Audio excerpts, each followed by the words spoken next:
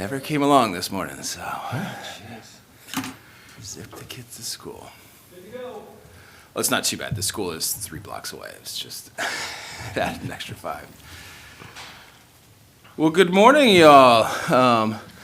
Happy almost Christmas here. A couple updates before I'll send it around. We got Amy from the school, so I want to give her plenty of time. Just a couple updates for me. Sarah and I have a meeting at, I think, 2 today with the potential assessing contractor that the city council authorized to move forward with. So I know there were some council comments on the nature of the contract.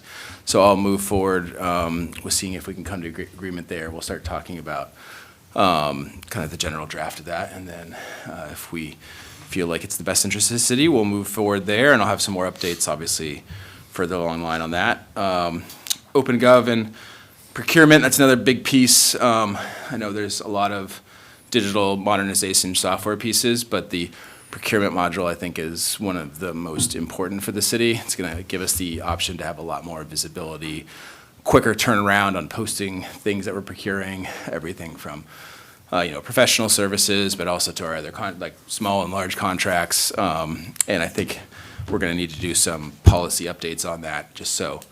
For things like, we can set up rules in there so that as soon as the bids, if they're received electronically, come in, they get posted, but then they get automatically emailed to the entire city council as soon as the bid period closes, so that the council staff can kind of have all those pieces at the exact same time. We'll add a lot more transparency to the process. As I also said, we'll start getting us a big look back into what our contracting and procurement has been. So really looking forward on that module especially. I feel like we can implement that one pretty quickly. I think Amy might talk about school bus storage options that we're looking into. And then in January, we're bringing back police overtime. We had some initial conversations on that in a couple of finance committee meetings. So Carrie's working on a couple ordinance change options for the council to consider.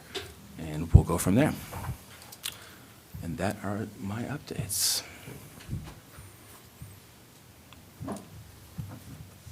Nate? Yeah, Nate? I'll say, I think I'm gonna pass it off, if you don't mind, to the school first, and then I'll join in afterwards. Hi, Dave. Hey, how are you? Good, how are you? Good. Good morning, everyone. Wanted to come in today to start providing you a little bit of background and overview for the development of the school budget. Typically, I try to come a few times to finance before the big presentation to the council in March. And so kind of wanted to start giving you an idea of where we are with our timeline and what are some of the big ticket items that we know are coming in this FY27 budget so that we can start planning for that. So first and foremost, this past Friday was the deadline. All staff throughout the district now have submitted to their department heads and/or principals all of their requests. And now over the break, department heads review every one of those and determine whether or not it'll move forward in the process or not. This year, we added a layer to the process that any request that a staff member put in had to show evidence of alignment to the strategic plan. So that quickly department heads could determine high priority, low priority. If this doesn't meet our strategic plan, it's an automatic no. It needs to help us move forward in that mission. And so that's something that we've always talked about, but this year we formalized more in the process. So as of right now, we're on track, and in February, we will be presenting our budget to the Finance Committee of the school department to start kind of talking about some of these things and looking at line items and starting to make decisions. State subsidy typically comes out by the end of January, which that is a huge piece to our puzzle for us to really figure out where we're at. It's kind of nebulous to have our budget over here, but not really know how that's offset by state subsidy. So when we get that number, that's when we really can start to make some decisions about what stays and what goes in our budget. Some of the big ticket items for FY27 I've spoken about before. First, teacher negotiations. That's the biggest thing looming on our horizon. We have had 2 meetings thus far. We meet the day we get back from vacation, January 5th. I think both sides are hoping that we can wrap that up by the end of January, is the hope. So that we have some real numbers to put into our budget, because as you know, that's gonna be super complicated if that's not tied up. This is a lot earlier than usual. Typically, you don't start negotiating with teachers' unions until January, and it can sometimes go until March. So we really appreciate their willingness to start early, because I think both sides recognize the impact that that could have on our overall budget. So that's going to be one of the biggest increases in our budget. We've made it very clear, however, that as part of the negotiations, we're also going to look at class size averages and efficiencies, and we're going to have that be a balancing act, right? We can't just add to our budget and not look at what can we help offset those costs. So we are doing those two things at the same time, so that hopefully we have a reasonable compromise in the middle. Another big ticket item that we have put off that has to happen is we need to replace our entire intercom system in the schools. That has become unsafe, I would say, by the fall. So we're gonna have to replace our intercom system throughout the schools, which of course is tied into our transition to our new emergency management plan that we've adopted. That's gonna have a significant price tag to it. And so we're looking at a variety of ways that we can help offset that cost. If you recall, last year we applied for a federal RUS grant. We did not get that. So the intercom system in our instructional technology upgrade, we're kind of pivoting and trying to refigure out how we're gonna do that. If you remember last year, we put money in the budget in hopes of paying a third of the RUS grant, because we had to do a third match. And so that money is also in a reserve, because we also are in need of updating all of our instructional technology in classrooms district-wide. And so we're kind of gonna stop, pause, and try to figure out how can we accomplish both of those things over a period of time that's responsible, but keeps us moving forward. I think we're in the same situation in a lot of things in the school department. We've made great gains with our actual facilities the last couple of years, looking at innovative ways to do those things. But we're in the same boat with our curriculum and with our instructional technology and regular technology. So we'll also have another round of curriculum updates. When I came on and Nikki came on, we realized very quickly that our curriculum was antiquated, and we had a lot of high school departments that their textbooks were over 10 years old. And so we have implemented a cycle, and every year we're doing 1 to 2 subject areas.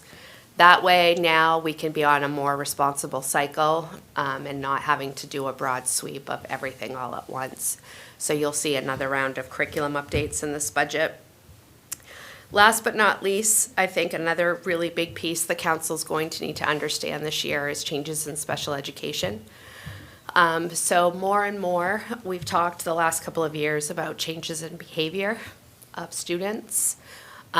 We have more out-of-district placements than we've ever had this year, which is students attending special purpose schools, whether it be Stillwater Academy, Kids Peace, or the Bangor Regional Behavioral Program. Those students we pay a tuition for, but we're also responsible for transporting them and having special transportation, which requires vans and drivers. So there is an increase in cost for that. But the biggest change that's gonna come for Ellsworth starting in FY27 is State of Maine passed a law that by 2028, all school departments need to assume what's called FAPE, Free Appropriate Public Education, for 3 and 4-year-olds. So Ellsworth is going to be responsible for providing case management services for all 3 and 4-year-olds for students that live in Ellsworth. That doesn't mean we have to have 3-year-olds in our public school, but it means we have to provide case management for them. So special education, any services that child receives, we're responsible for ensuring they have those services. We are responsible for holding the IEP meetings, doing all of the paperwork. There are a lot of things that come with that. We have elected to do a phase-in So what we want to do is take on 4-year-olds for FY '27, get that under our belt, really come up with a solid system, and then FY '28, which is when the full law goes into effect, we would fold in 3-year-olds. This is going to be a massive change for our system. I believe it's the right change. Federally and nationally, we are one of the only states that haven't had this model for a long time. Makes sense, right? If you capture kids younger and help them with their services younger, they're more successful getting through school. And a lot of times, if you start services at 3 and 4 years old, those services can be dropped in early elementary years, which long-term helps your system. But it is going to require staffing. It's going to require coordination with CDS and services. And there's a huge financial implication for the good and the bad. We are going to be able to start doing billing for main care for services. But that's a whole new system and a whole new thing added to our finance team. We've attended a lot of trainings this year to start trying to get ourselves ready for this transition. But it's going to be a really big change. Space is going to be an issue because technically we should have our speech therapists working with 4-year-olds in a pre-K environment. So we have talked to Matt Montgomery about how can we shift some of our pre-K stuff that we're doing currently to figure that out. And so we're in active conversations about that, but that's going to be, our special ed budget is going to change astronomically for a variety of reasons. But we will be formally going to our school board early winter, asking for their approval of our transition plan for 4-year-olds for the fall, 3-year-olds for FY '28. It does come with additional subsidy. So we are joining cohort 3, which is taking on 4-year-olds in FY '27. Each of those students that come to us, we get an additional layer of subsidy for, and then we also will be given some startup money to help with buying specific pre-K classroom supplies, because you do have to enroll some of these students in your public pre-K program. So there's going to be a lot of moving parts and pieces to this. But again, in the long run, I think it is going to help our community and long-term our educational system. But it is going to have an impact for sure. Last but not least, Charlie mentioned this, we are actively discussing our bus garage. As you know, we've been over a decade up on the Bucksport Road. They have been very good to us, but I have talked to the owners several times this fall about what they're looking for, because our lease does expire this spring. What they're looking for renewal, what are we looking for? And now there is another property that we're also in conversations with, coupled with the city. I walked through that at the end of last week. Lots of potential there, but it would be another lease, with the hopes being that maybe if several things were working together, that it would maybe save us money or at least be a better facility. So we're working on that over the next couple of months. And so that also will continue to be in our budget, the bus garage, around that. Questions? So many.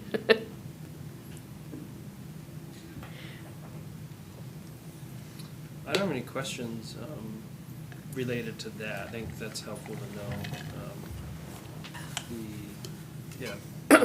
Good opportunities, but a lot of work, right? And obviously there's cost associated with all of it. I'm just interested to hear how the system's going with the new assistant principal. I know that we've got 3 now at the EEMS, and I know my son loves his new assistant principal, and but just how's that's working for? So I would say really good. However, I'm not sure if people know, but our principal has been out on medical leave for the last several months.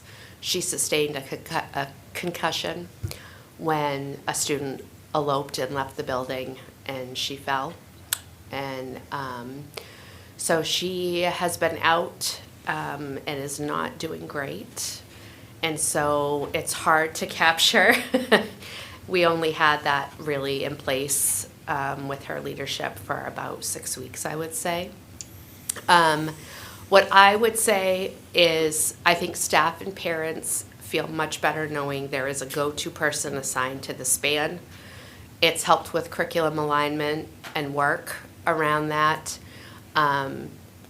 Having Matt Downs really be communicating about facility usage and athletics, it's allowed more of the public in our building, using our building. The initial feedback I had was very, very positive. I think that the complexities that families and children bring to us nowadays, and I've said this the last couple of years, and I don't know what has been in the water this year, but this year has probably been the worst I have ever seen. I think it's too bad. Obviously, we want her to get better. I think it's too bad we haven't really been able to see the full impact this model would have had. Hopefully, maybe in the new year we will. But initial showings were very positive. It's freed admin up to be more present when the behaviors kind of hit the fan, and provide support. And I think there's been increased communication, which I think has made people happy. It's a very different world right now in education. And so yes, long term, I do think it was the right way to go. But I'd like a little more time with everyone to really do some surveying and data and get people's feedback on it first. But with her absence, it's kind of hard to do that. Yeah. Well, I'd imagine though, at the very least, with her absence, having another administrator to carry the load. I honestly, last year. yes, honestly, if we hadn't done that and this had happened this year, I probably would have had to either put myself or my assistant superintendent there full-time, for sure. There would have been no choice. We're even talking about if she continues to be out in the winter and spring, having to bring somebody else in for even a few hours a day to help with that, because the winter hits, behavior skyrockets, which is pretty typical. If you're a kid who experiences anxiety, trauma, behavioral issues, all this back and forth with the weather, with holidays, not in school. If you're a student who's experiencing economic disadvantages, this time of year is extremely stressful, and behavior goes through the roof, and it continues when we get back. So we are talking about having to bring somebody in or transferring some of us internally around to have another on-site presence there come in the new year. Yeah.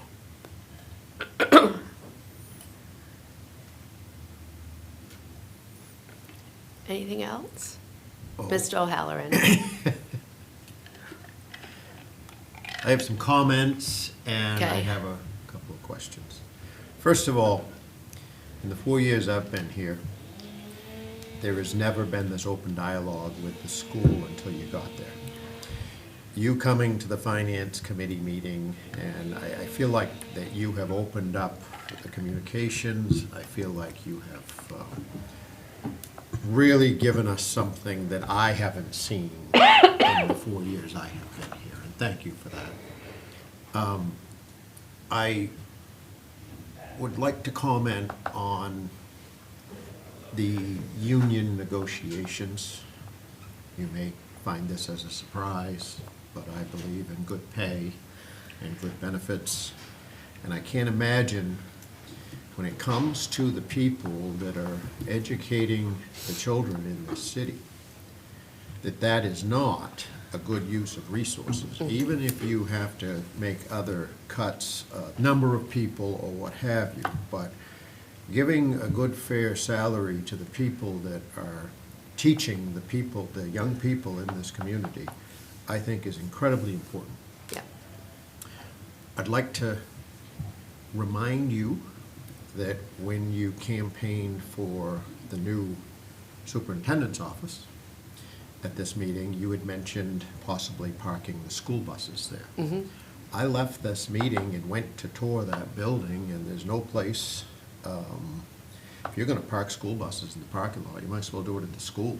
There's no place We've out talked there about that, too. to do it, if that's the choice you make. But when I got to that building that you purchased, and I supported, there's no place for the school buses there. That was not, I don't feel an adequate use of that property, but never say never. But it just didn't seem like you had the space there to do Not that. all of them. What we had thought about, Steve, was deploying, if we got rid of that space, was the possibility of putting one or two in the front parking lot that's right across from the daycare across the street. Putting a couple there, putting a couple at each school, and having them at a variety of spots across the city. That property could never sustain all of them. And if, you know, I'm indifferent to the whole process, but the school buses there, that just doesn't add up in my book. When you have big parking lots at the schools, if that's the choice that you all decide to Yeah. do. Because basically, a lot of them are outside right now, even though they're in a lean-to, it's not much. Yeah. And the final thing I'd like to ask you, and I always ask you this, could you talk a little bit about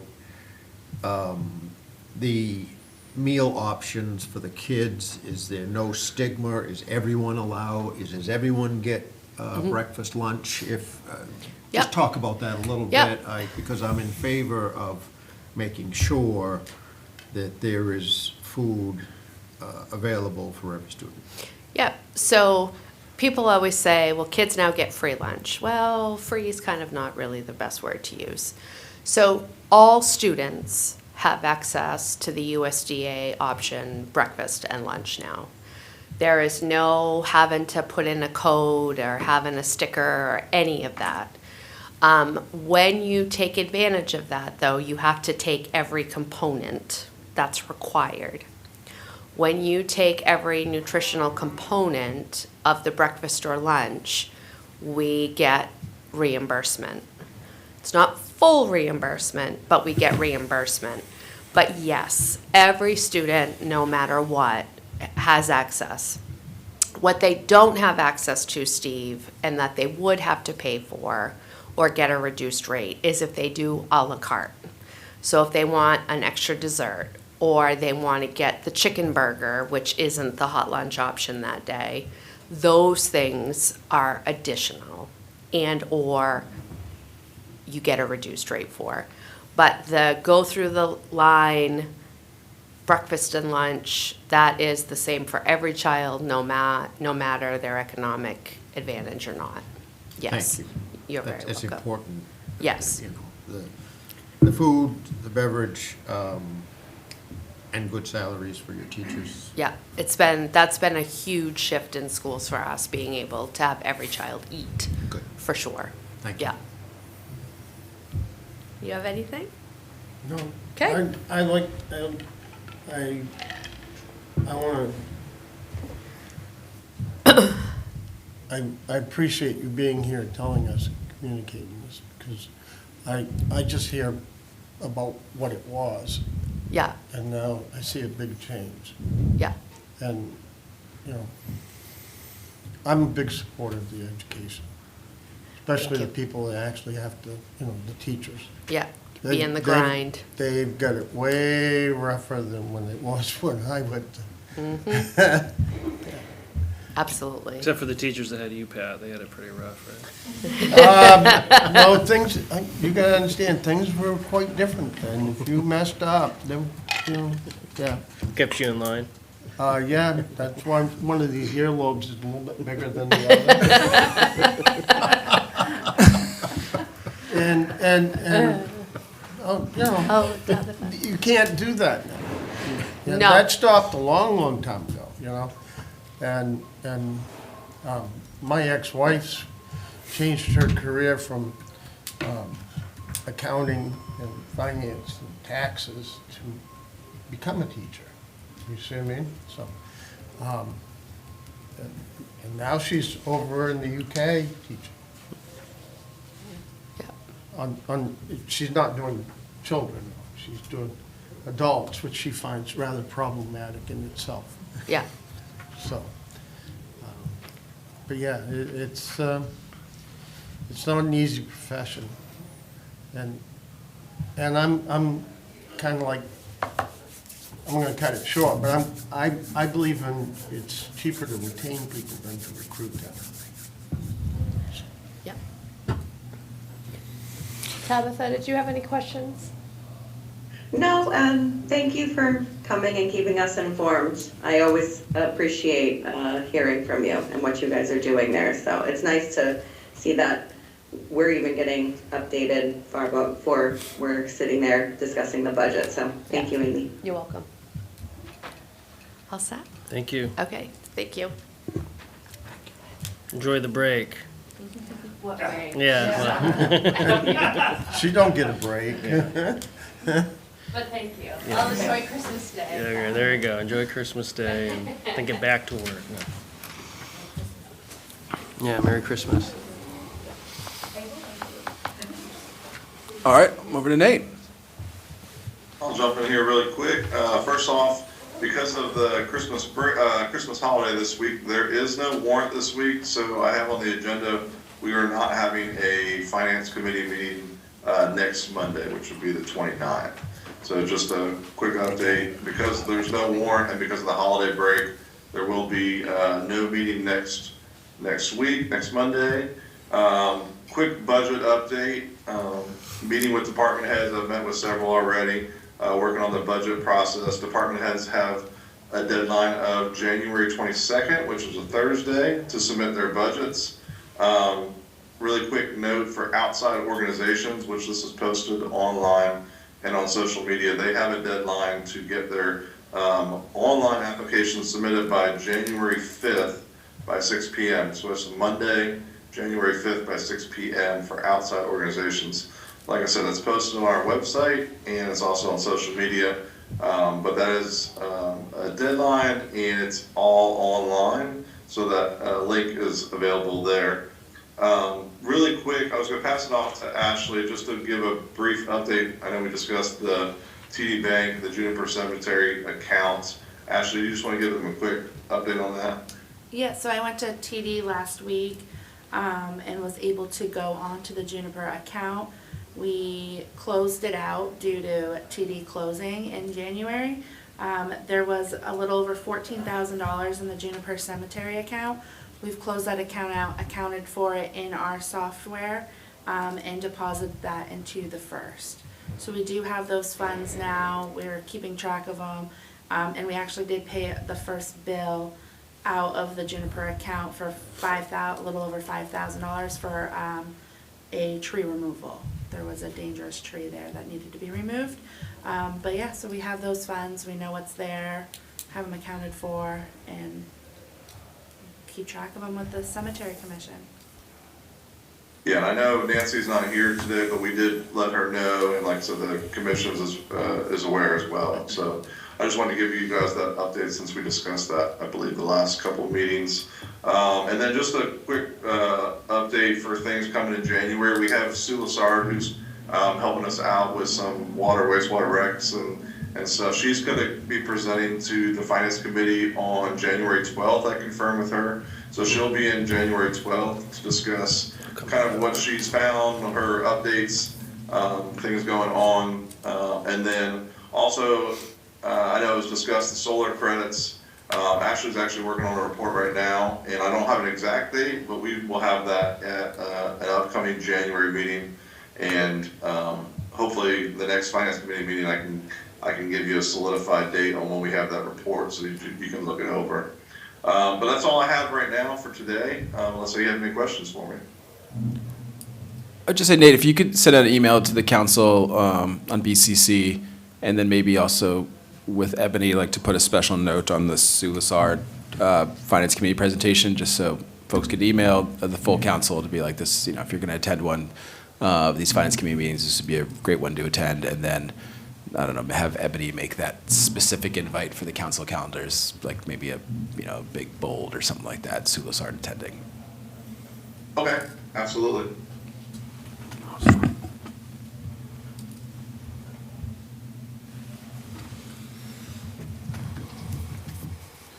Any other questions or comments?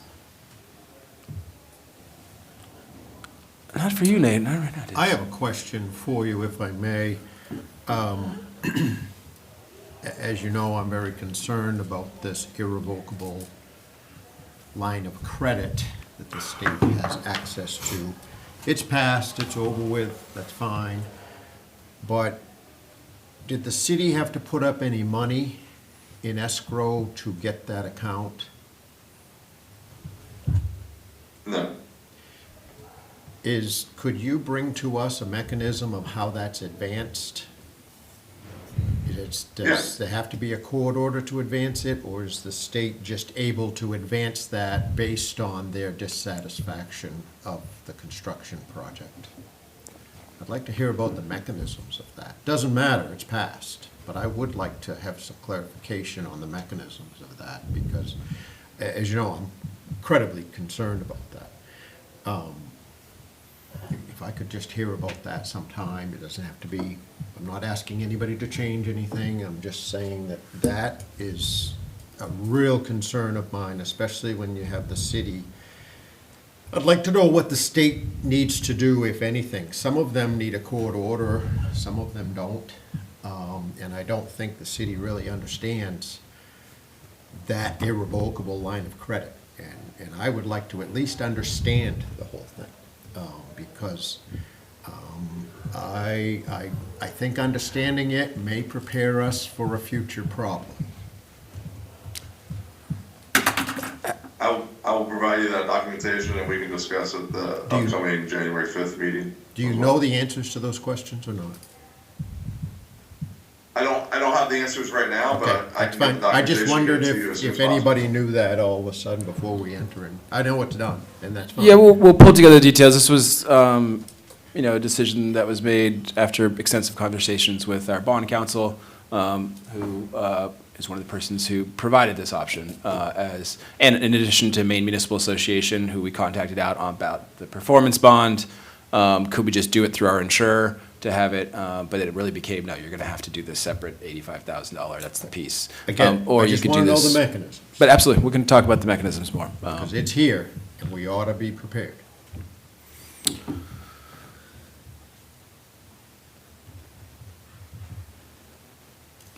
I had just a couple other things I was thinking of. If you hadn't taken a look, I think it was this weekend's Saturday's Bangor Daily News article on audits in the counties. Very interesting article on half of Maine counties are behind multiple years on their audits. It had like kind of a map of the state of Maine. Some of them are like 4 or 5 years behind. And I think Hancock's actually only 1 year behind. I should say that's not it's not great to be 1 year, but you could see like, okay, I think when you start seeing county after county after county just say, hey, we're increasing budgets by X. Last year we got a 9.1% increase from the county. As we talked before, the municipal side is a net was down -0.4. The school I think was 5.1 and the county was at 9. So I'm just, I am a little nervous. It seems like cities and towns have just been getting these. But it made me feel a little more comfortable. While being 1 year behind isn't awesome, we're not behind at all in our audits anymore. It kind of looks, to me, reading that article was like a vision into Ellsworth's past too. I think when I arrived, we were 3, maybe 4 years behind on our audits. And when you have that happen, surprises can become, so there's this interesting like systemic issue with that, lack of auditors, these budgets becoming more and more complicated. But it's so important too, so you can look back historically on how spending has changed. I know last cycle, once we got caught up on our audits, it was really interesting to see, all right, where is the spending increases happening? I think the year before I arrived, it was like a 17% increase in taxes. You had mentioned, Steve, it was kind of like, if you looked further back, it was a more straight line. So I was like, what? What was going on there? And I was surprised. I was actually expecting that it would be mostly the schools. But, when we look back at those audits, you see really it's the public safety component. I think the last analysis I did before last year's budget cycle was we were paying at $2 or $3 million more per year for our public safety apparatuses, which was on par with the entirety of the school system, which is the largest piece. It's over 50% of city spending. So that was really, interesting to me that that are public safety spending over a 5-year period of time had increased at a, on par at a greater rate than the entirety of school spending. So I'll be interested this year, now that we have another audit, now that our budgeting financial procedures, and, knowing the school's piece on going through a big union negotiation, which could be a big ticket item. So how, for me, those are the types of things I'm thinking about. We have our own, union triggers that are kind of already in. We have the repayments for the roads. So, how do we balance those pieces in order to keep predictable tax rates? To your point, Steve, from before, I don't want to go back to this. How do we, that inflationary figure is where I'd like to be at. We can't just, out of the blue, put together a 17 or 20% increase as happened before. So those are some of our headwinds I think we're facing going into the budget cycle. But I'm about to start digging through, again, the last 5 years of audits by category.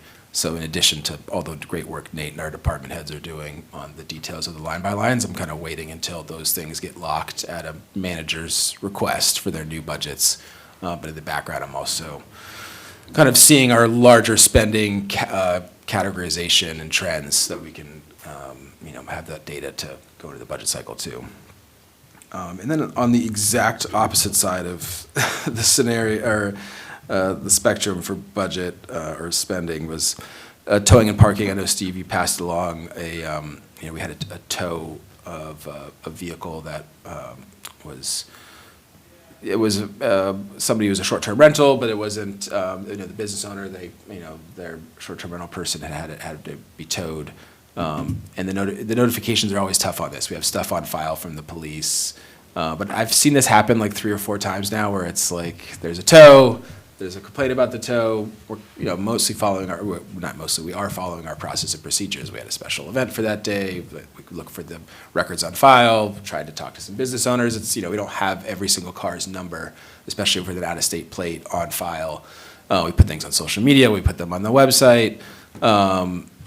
So I'm trying to just rethink of I reviewed our towing and parking policies, and, a lot of times they are, within line that we can tow and charge for these pieces. There's not like a requirement that, you have to do an extensive amount of, notifications if it's not available. But at the same time, like, it kind of comes to the line where it's like, I kind of understand. Like, I wish, like, we could have had a better notification, so. I have a suggestion Yeah. about that, and I've done quite a bit of research on that topic. I'm not completely done with that. But I have a picture of that automobile parked within 20 feet of a sign that is in the picture that says, "No tow zone winter parking." And my suggestion would be for next year that you put some barricades up and not do a knee-jerk reaction at 3 o'clock in the afternoon and tow a couple of cars that's parked in front of a sign that says winter parking, no tow zone. I wonder if it wouldn't be advantageous to put some barricades in the center the week before that says no parking December 6th, and cover up the no tow zone, because these people parked in front of that sign. I have the picture of the car and the sign. And it's not exactly what we need to be sending for an address to people.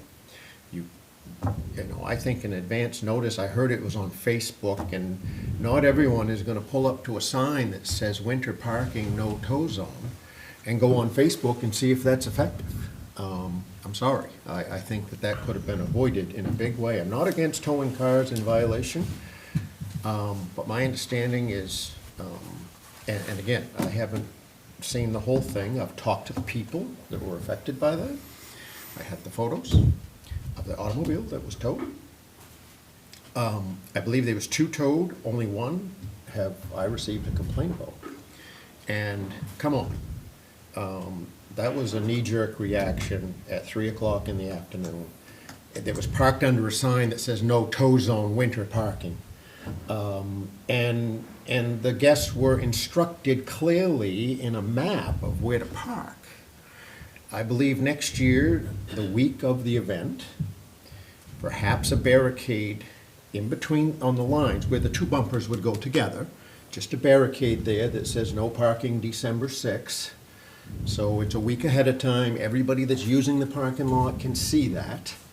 I think that might be one of the options, to never let that happen again. These people were in Ellsworth for 1 month to go to a pottery school for 1 month in Surrey, Maine, to learn pottery.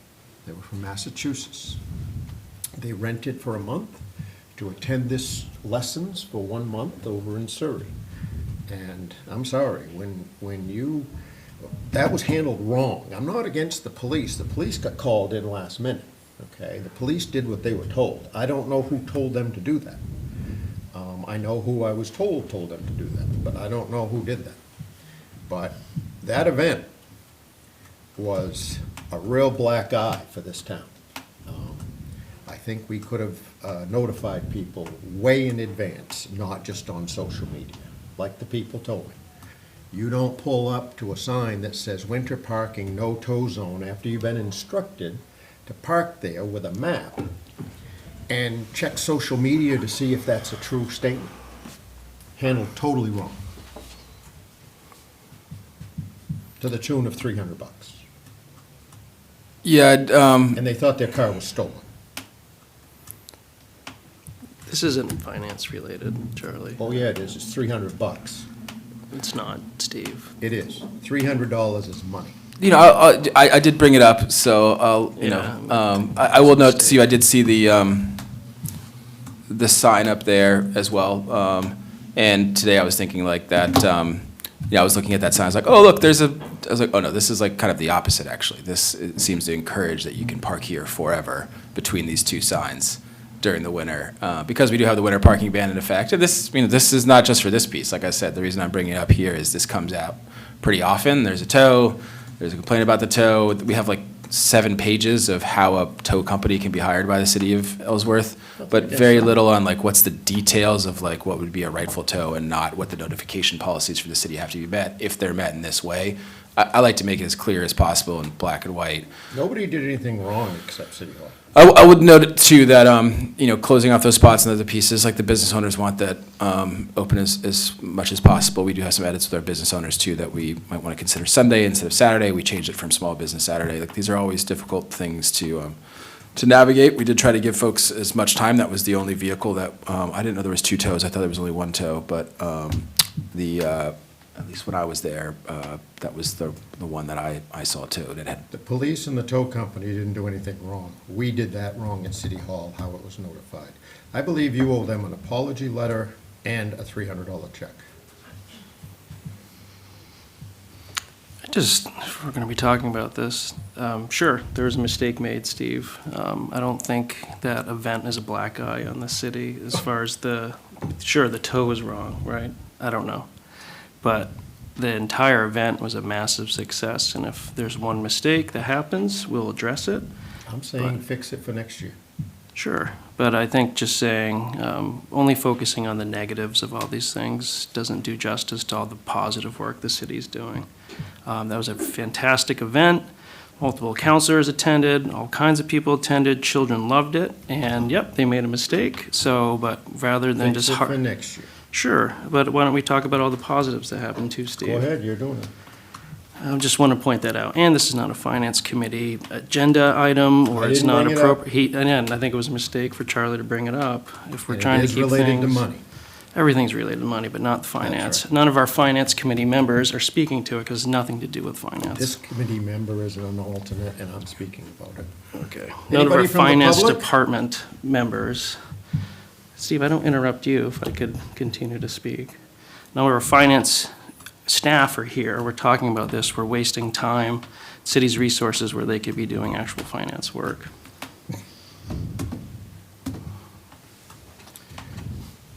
Meeting runs till 9 o'clock. I think we ought to listen to the public.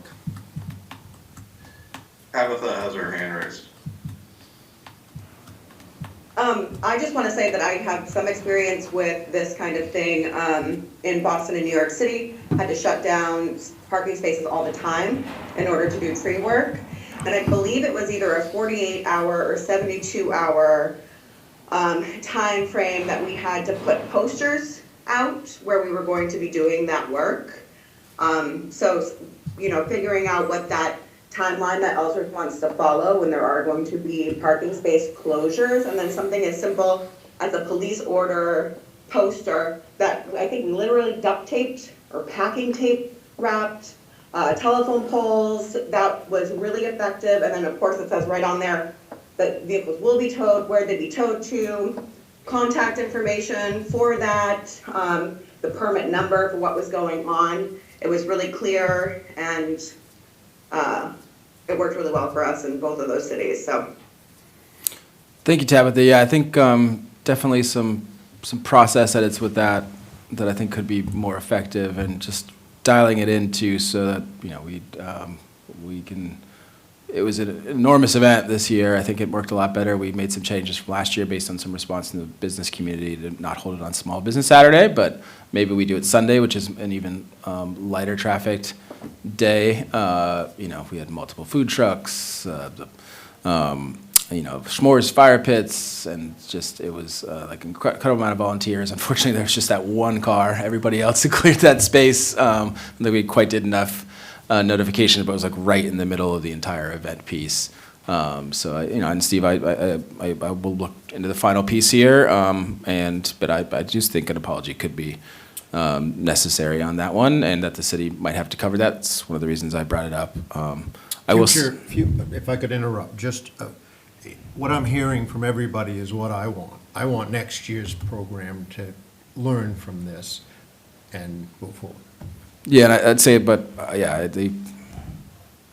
sometimes the way it comes off is very tough. That, you know, that staff who put an incredible amount of effort into this, and that's the jobs we take. I think one of the reasons that we've had such high turnover over the last 3 or 4 years in City Hall and government is this, like, you know, there's not too many jobs in this world where you have to get yelled at all the time as kind of part of business. I know I worked from home 5 or 6 months ago, and took a bunch of calls and callbacks, and was just getting screamed at by a citizen. And I was in my office, my wife was there, and she's just hearing me just getting yelled at for like 10 minutes, and getting yelled at, you know, multiple times in these meetings. I don't think I've ever been at a job where it just, like, you have that kind of pressure on you. It makes it very tough. So I think, and that's the nature of this work. I think it's in many ways, it's a good mechanism on government and at the municipal level, but oftentimes it loses, like, just the amazingly hard work that everybody's doing every day for that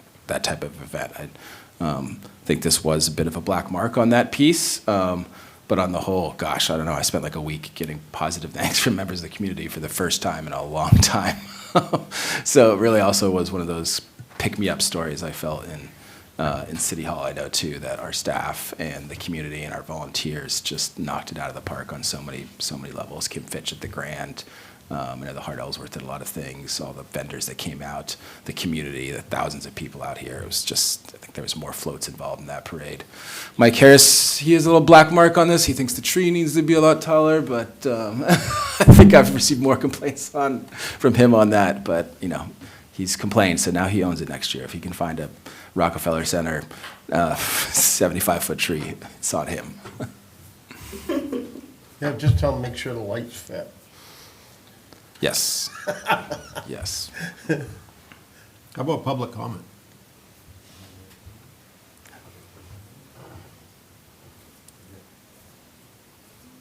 Come on up. Come on up.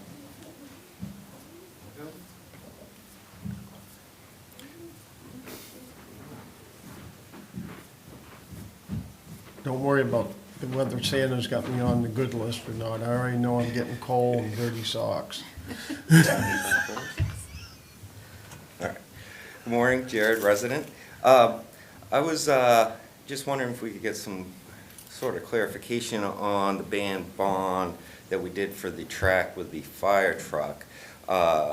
Because during the discussion, there was talk about the school fundraising a third of that or so, and where it already got band bonded, how will the fundraising go, I guess, to pay their portion? Does that go into a separate account and then just pay down on the principal? We can put that in a separate account and maybe put that towards the tanker truck when that actually comes up as a band bond.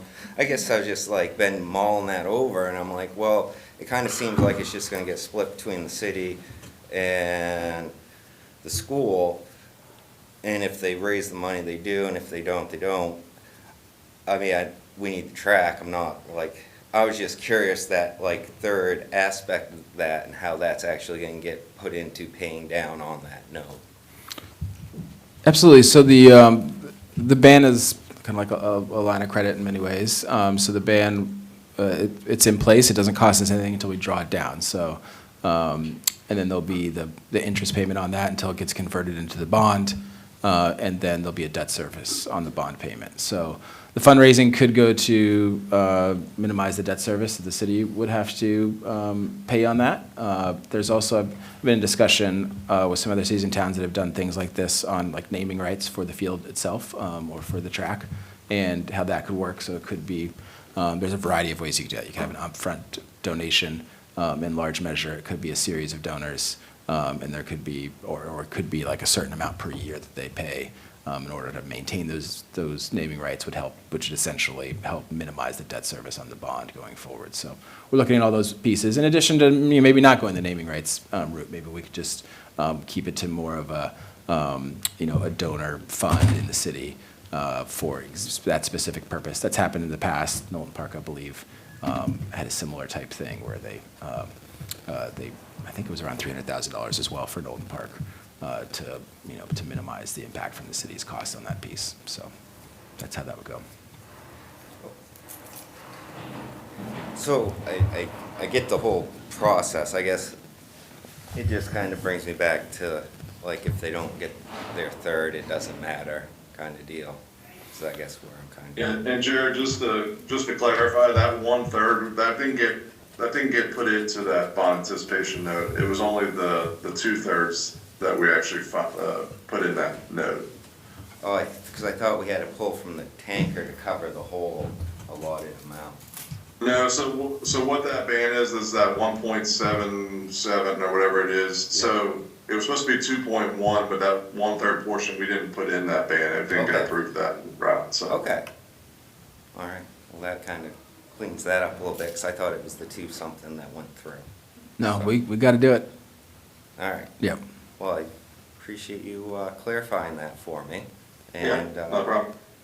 yeah, I hope you guys have a good holiday. Although it's a good note, Jared, and maybe Nate, let's keep it as a regular update to council moving forward. I often find when you put a meeting on it or something, piece on it, then you happen to get, oh yeah, we got to do that. We have to be at that time frame. It'll trigger that. I know we had to cancel a meeting with Amy and I on the kind of fundraising piece, but I want to get that together. So maybe finance can be a part of that next meeting too on how we're going to do that. And I have some other email traffic on latest thinking there too.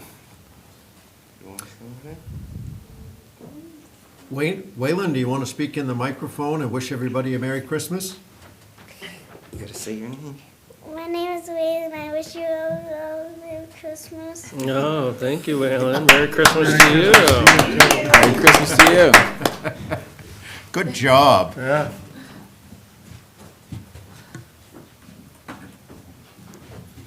Okay. Well, miss you all till the new year, I guess, right? We don't have a finance committee meeting till the new year, so.